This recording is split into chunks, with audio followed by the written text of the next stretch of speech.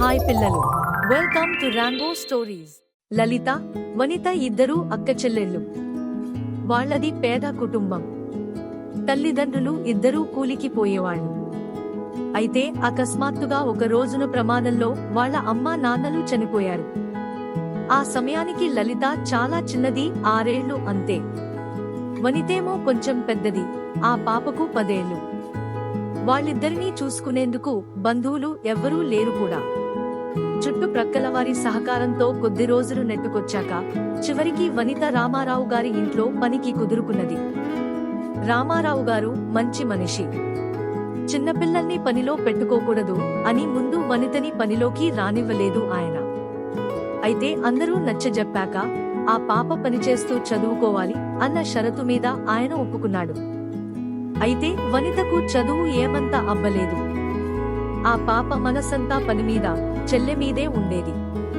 చెల్లెని సరిగ్గా చూసుకోవాలి అనే ఉండేది ఎప్పుడు. అంత చిన్న వయస్సులోనే తనకొచ్చే కాస్త నెల జీతాన్ని 2 భాగాలు చేసేది వనిత.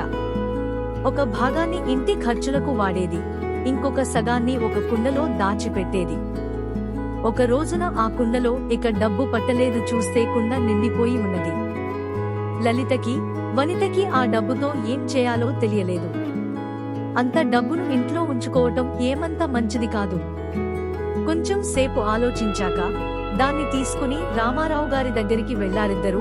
ఈ డబ్బులు మీ దగ్గర పెట్టుకోండి, ఏమైనా అవసరం పడితే మళ్ళీ తీసుకుంటాం అని. ఆయన కాసేపు ఆలోచించి, చూడమ్మా, లలితది ఇప్పుడు బడికెళ్లే వయస్సు. నిజానికి నువ్వు బడికి వెళ్ళాలి కానీ వెళ్ళట్లేదు. ఒక పని చేద్దాం, ఈ డబ్బులు నా దగ్గర ఉంచుతాను. వీటితోటే లలితను చదివిద్దాం, మా పాప రేఖతో పాటు. ప్రభుత్వ బడిలో చేరితే ఖర్చులు కూడా ఏమంత ఉండవు. మధ్యాహ్నం భోజనం బడిలోనే పెడతారు. ఇక ప్రొద్దున మాపున భోజనం మా ఇంట్లోనే చేయొచ్చు. మెల్లగా వనిత కూడా కనీసం ఒక పూట బడికి పోవచ్చు అన్నారు. అట్లా లలిత బడికి వెళ్లటం మొదలెట్టింది. రామారావు గారు ఆ రోజు నుంచి లలిత వనితలకు చాలా సహాయం చేశారు. తన సొంత కూతురు రేఖతో పాటు వాళ్ళని ఒకేలా చూసుకున్నారు. అయితే ఒక రోజున రామారావు గారి చేతి గడియారం మాయమయ్యింది. ఆయన స్నానం చేసే ముందు దాన్ని, తన కళ్లజోడును ముందుగదిలో టేబుల్ మీద పెట్టి వెళ్లారు. వచ్చి చూసేసరికి అది లేదు. తన గడియారాన్ని ఎవరో తీశారని ఆయనకు అర్థమయ్యింది. కాని ఎవరు? ఆ సమయానికి రేఖ బడికి వెళ్లి ఉన్నది. వనిత ఇల్లు తుడుస్తూ ఉండింది. రామారావు గారికి వనిత మీద కొద్దిగా అనుమానం వచ్చింది. బయటి వాళ్లను ఇంట్లో పెట్టుకోవద్దంటే విన్నారా? చూడండి, ఇట్లానే అవుతుంది.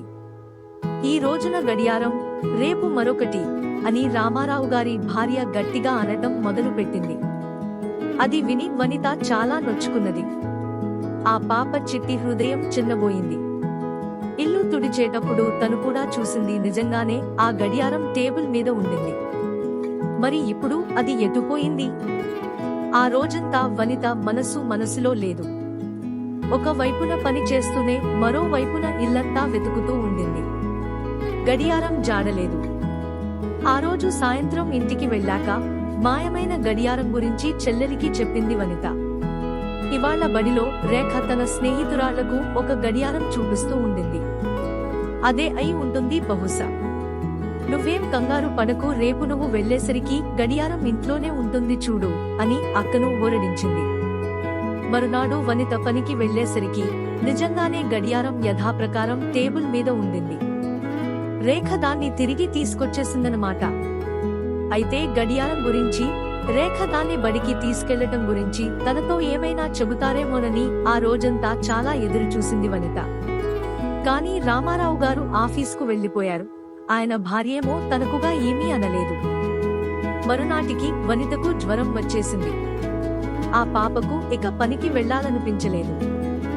లలిత బడికి వెళ్ళింది. వనిత మూలుగుతూ ఇంట్లోనే పడుకున్నది.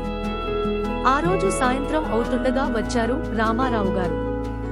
వనితను, లలితను తమ ఇంటికే తీసుకెళ్లారు. డాక్టరును పిలిపించి మందులు ఇప్పించారు. నిద్రలో అంతా వనిత కలవరిస్తూనే ఉండింది, నేను గడియారం తీయలేదు అని.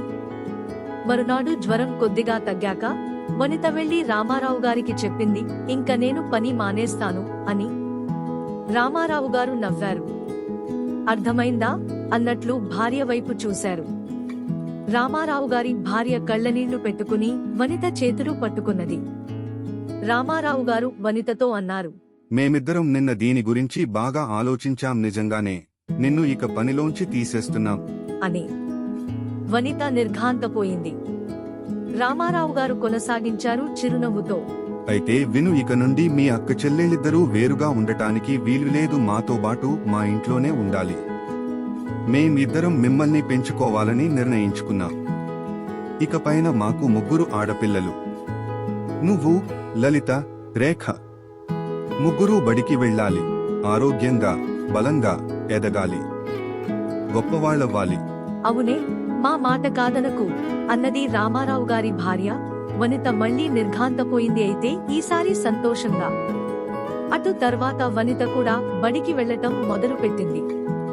రామారావు గారికి ఇప్పుడు 3 పిల్లలు. 3 చక్కగా చదువుకుంటున్నారు. 3 తప్పకుండా గొప్పవాళ్లవుతారు.